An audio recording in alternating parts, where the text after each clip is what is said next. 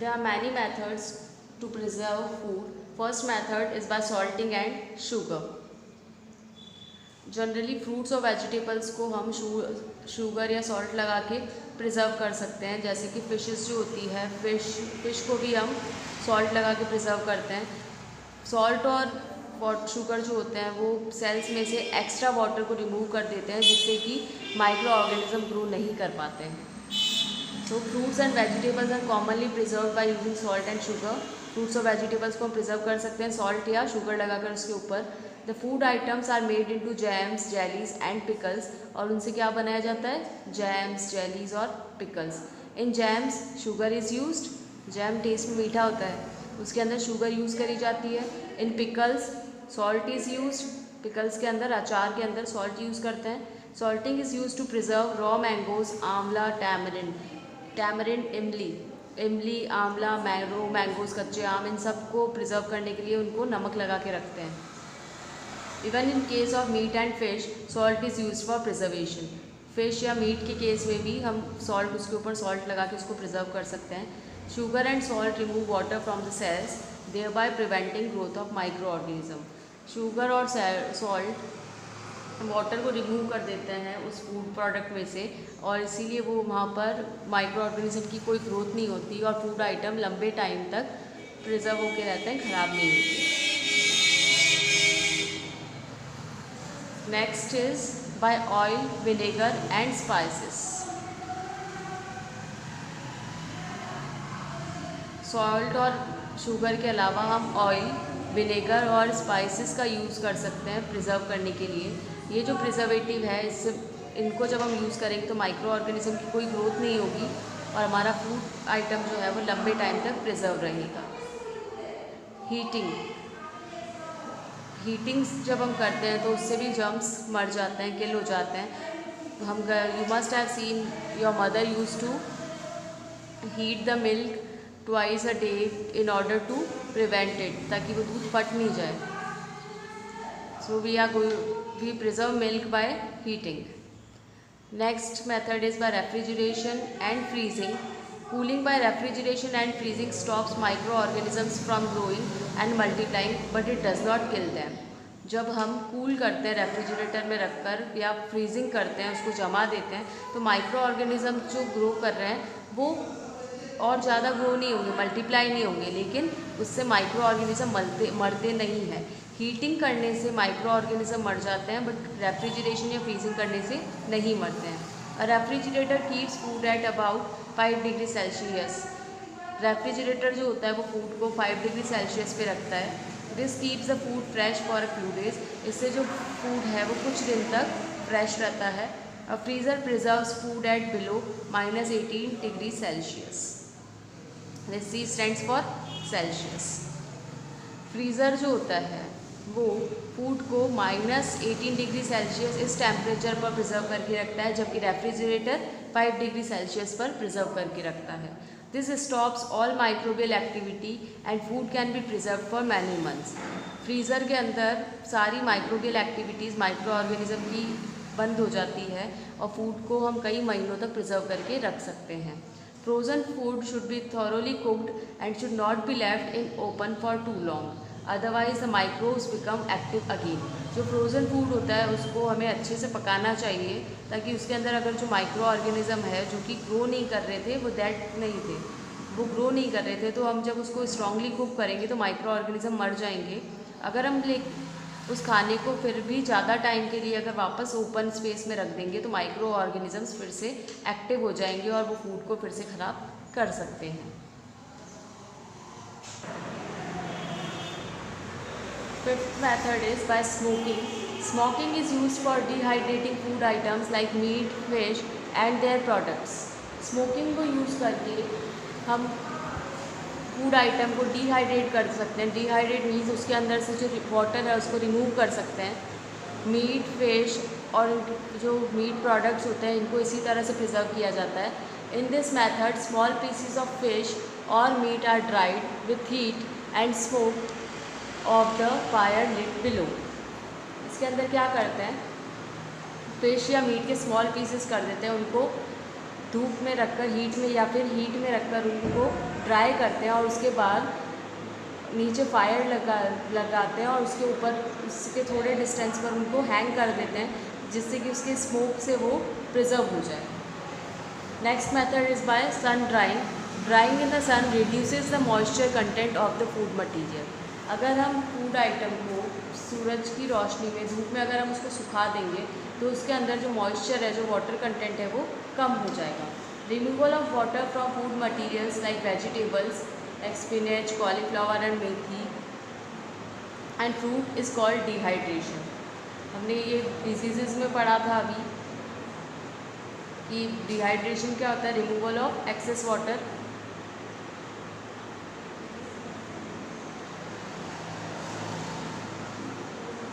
Micro organism can not grow in dry conditions. Micro organism को हमेशा growth के लिए मॉइस्ट कंडीशन की रिक्वायरमेंट होती है।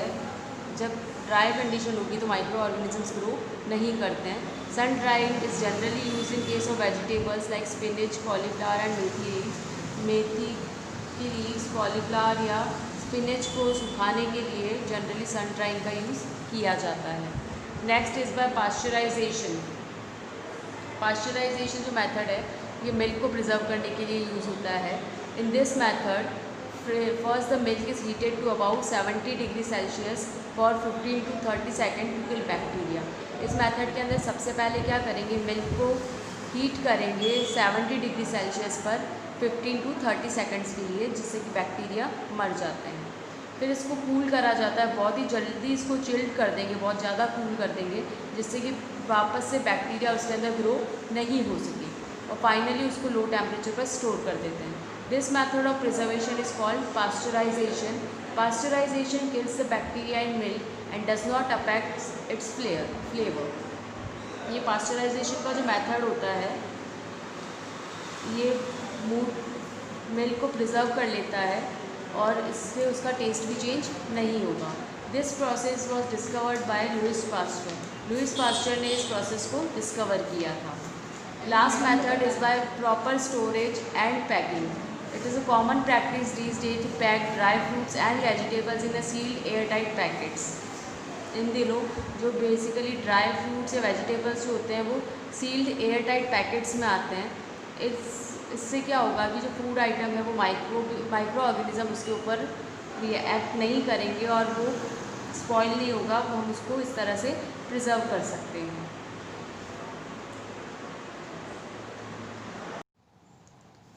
Last topic of this chapter is nitrogen cycle। Nitrogen, our atmosphere contains about 78% of nitrogen which exists in molecular form as N2। हमारे atmosphere के अंदर अलग अलग तरह की गैसेस होती है। It is a mixture of gases. इसके अंदर 78% नाइट्रोजन होती है जो कि मॉलिक्यूलर फॉर्म में होती है। मॉलिक्यूलर फॉर्म्स मींस वो सिंगल फॉर्म में नहीं होती है, दो नाइट्रोजन के एटम्स आपस में एक दूसरे के साथ कंबाइन होकर मॉलिक्यूलर फॉर्म में रहते हैं। नाइट्रोजन के अलावा हमारे एयर के अंदर 21% ऑक्सीजन होती है और 0.03% कार्बन डाइऑक्साइड होती है। Nitrogen is an essential constituent of living organism. Nitrogen हमारे लिविंग ऑर्गेनिज्म के अंदर बहुत ही एक ज़रूरी कॉन्स्टिट्यूएंट है। It is an important component of protein, nucleic acid, chlorophyll and many other compounds. हमारी बॉडी के अंदर ये जो चीज़ें होती है, प्रोटीन्स, न्यूक्लिक एसिड, क्लोरोफिल या और भी दूसरे कंपाउंड, ये सारे जो कंपाउंड्स होते हैं ये नाइट्रोजन से मिलकर बने होते हैं। The atmospheric nitrogen can not be used in its elemental form directly by plants and animals. Atmosphere के अंदर जो 78% नाइट्रोजन है उसको डायरेक्टली हम यूज़ नहीं कर सकते, ना प्लांट्स उसको डायरेक्टली यूज़ कर सकते हैं ना ही animals. It has to be converted into compounds of nitrogen like nitrates. Direct हम उसको यूज़ नहीं कर सकते, तो इसको क्या करना पड़ता है, इसको नाइट्रोजन के जो दूसरे कंपाउंड्स होते हैं जैसे कि नाइट्रेट्स, उसके अंदर बदलना पड़ता है। सर्टेन बैक्टीरिया एंड ब्लू के algae present in the soil do this process of conversion. कुछ बैक्टीरिया या ब्लू ग्रीन एल्गी जो सॉइल के अंदर प्रेजेंट होती है वो इस कन्वर्जन के प्रोसेस में हेल्प करती है। मतलब ये एटमोसफियर की नाइट्रोजन को कन्वर्ट करेगी ऐसे फॉर्म में जिसको कि ह्यूमंस और एनिमल्स और प्लांट्स यूज़ कर सकें। Once nitrogen is converted into usable, it can also be taken up by plants from the soil through their root system. एक बार अगर ये बैक्टीरिया और एल्गे नाइट्रोजन को कन्वर्ट कर दे तो प्लांट्स जो है वो सॉइल के थ्रू आराम से इस नाइट्रोजन को ले सकते हैं उनके रूट सिस्टम के through. Then these compounds are used for the synthesis of plant protein and other compounds. फिर ये जो नाइट्रोजन है इसका यूज़ प्लांट करेगा प्लांट का प्रोटीन और दूसरे कंपाउंड्स बनाने में. Animal in turn get these protein from the plants on which they feed. Plants को एनिमल्स खाएंगे तो उनको भी वो प्रोटीन जो कंपाउंड है प्रोटीन के वो मिल जाएंगे. It has to be changed to nitrates before it can used by plants. Plants can use the nitrogen in the form of nitrates to make protein and animals get their nitrogen from plant protein when they eat plants and plant products. Atmosphere की nitrogen को direct हम use नहीं कर सकते. Atmosphere की nitrogen को क्या bacteria और ब्लू ग्रीन एल्गे जो है वो नाइट्रेट्स में बदलेंगे और ये कहाँ मिलता है सॉइल के अंदर. तो ये सॉइल के अंदर उस नाइट्रेट्स को छोड़ देंगे और प्लांट्स उस नाइट्रेट को यूज़ करेगा. फिर उसको वो ऐसे प्रोटीन्स में बदल देगा जो कि हमारे लिए यूज़फुल है या प्लांट के लिए यूज़फुल है. और जब कोई एनिमल उस प्लांट को खाएगा या उस प्लांट के प्रोडक्ट को खाएगा जैसे फ्रूट वेजिटेबल उसके तो उससे वो प्रोटीन जो है ये प्लांट प्रोटीन जो है उसके थ्रू नाइट्रोजन उनकी बॉडी में आ जाएगी. But how is nitrogen gas change into nitrates we understand by looking at the diagram given ahead. ये जो नाइट्रोजन है कैसे ही नाइट्रेट्स में चेंज हो रही है ये हम आगे जो डायग्राम दिया हुआ है नेक्स्ट पेज पर नाइट्रोजन साइकिल उसके अंदर देखेंगे. सबसे पहले दिया हुआ है हमें decay bacteria. These bacteria break down dead remains and animals waste releasing ammonium compound into the soil. This process is called ammonification. ये जो बैक्टीरिया होता है ये क्या करता है कि जो प्लांट या एनिमल वेस्ट जो डेड रिमेन्स या फिर एनिमल वेस्ट जो होता है जो मरे हुए पेड़ पौधे या जानवर होते हैं या फिर एनिमल का जो वेस्ट प्रोडक्ट होता है उनके अंदर से अमोनिया के जो कंपाउंड है उसको सॉइल में रिलीज़ कर देता है. और ये जो प्रोसेस है वो कहलाता है अमोनिफिकेशन.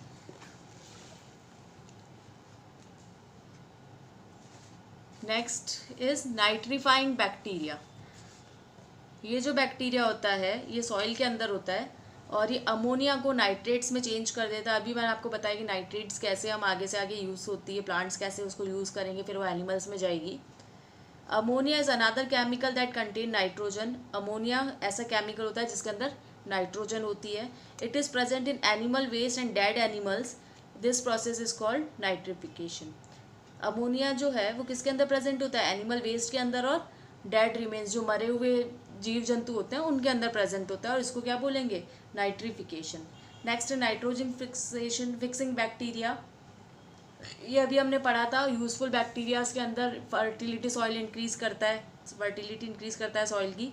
जो पी फैमिली के प्लांट्स जो होते हैं लेग्यूमिनस प्लांट्स उनकी रूट के अंदर एक नोड्यूल होता है उसके अंदर एक बैक्टीरिया होता है जो क्या करता है एटमॉस्फेरिक नाइट्रोजन को उस फॉर्म में चेंज करता है जिसको कि उसको प्लांट यूज़ कर सके. Nitrogen fixing bacteria. These bacteria called azotobacter are found in the soil. ये जो बैक्टीरिया होते हैं वो सॉइल के अंदर मिलते हैं. They convert nitrogen from the air into nitrates. Air में जो नाइट्रोजन है उसको नाइट्रेट्स में चेंज करेंगे. Plants take up the nitrates with the help of their root.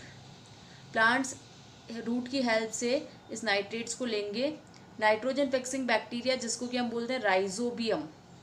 ये भी प्लांट की लेग्यूमिनस प्लांट की रूट्स में मिलता है. लेग्यूमिनस प्लांट कौन कौन से होते हैं like be peas beans clover.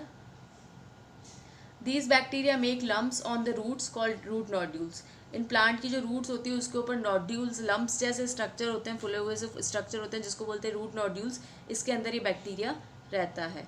They can change nitrogen into nitrates that the leguminous plants can use. ये नाइट्रोजन को नाइट्रेट्स में बदल देंगे ताकि प्लांट्स जो है वो इसको यूज़ कर सके.